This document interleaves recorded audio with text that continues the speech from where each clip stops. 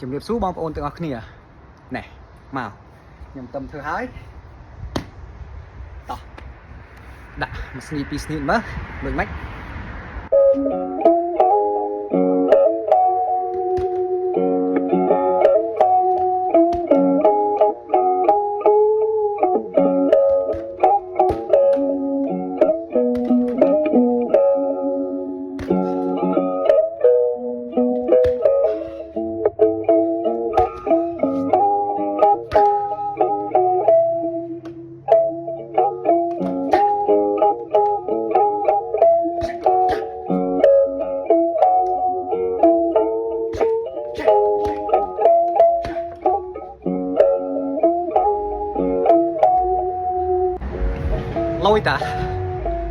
លយ